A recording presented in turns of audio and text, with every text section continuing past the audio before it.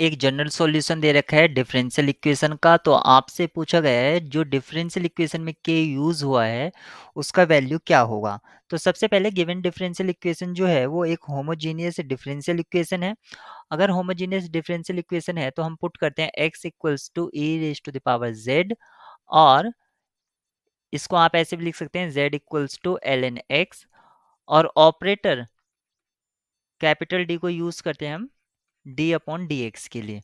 तो homogeneous equation को in terms of capital D किस तरह लिख सकता हूँ, D D minus one plus k times D plus one outside y equals to zero.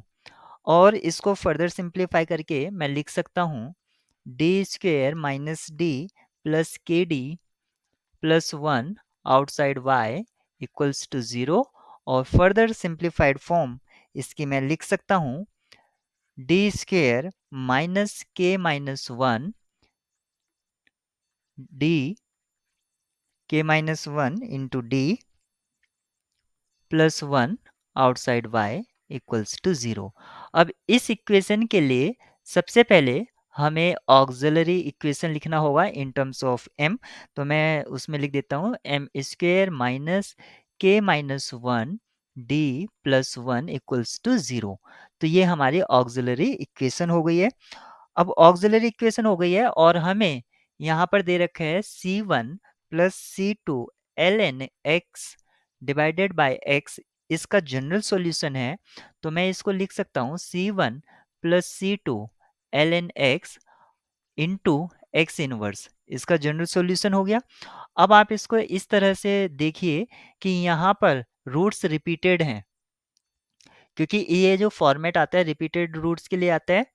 यहाँ पर अगर मैं इसको देखता हूँ या ln x को z पुट कर देता हूँ C1 प्लस C2 z, और x इनवर्स को मैं लिखता हूँ e raise to the power minus z। अब आपको यहाँ पर परफेक्ट फॉर्म दिख रही है। तो यहाँ पर रूट्स जो हैं वो -1 और -1 इस तरह से रिपीटेड होंगे और ये दोनों ही रियल होंगे।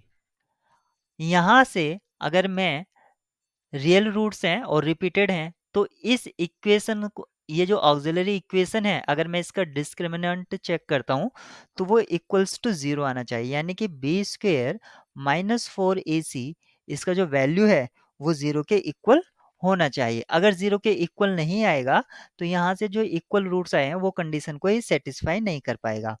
तो यहाँ से पता चलता है k minus one whole square minus four equals to zero, और इसको सिंप्लीफाइड फॉर्म में मैं लिख सकता हूँ k square minus two k minus three equals to zero, और इस इक्वेशन के फैक्टर होंगे के प्लस वन और k minus three equals to zero. यहाँ से मुझे के की दो वैल्यू मिलते हैं, एक तो माइनस वन और एक थ्री, लेकिन गिवन ऑप्शन में के की सिर्फ थ्री वैल्यू दे रखी है, माइनस वन नहीं, तो ऑप्शन ए आपका ट्रू होगा।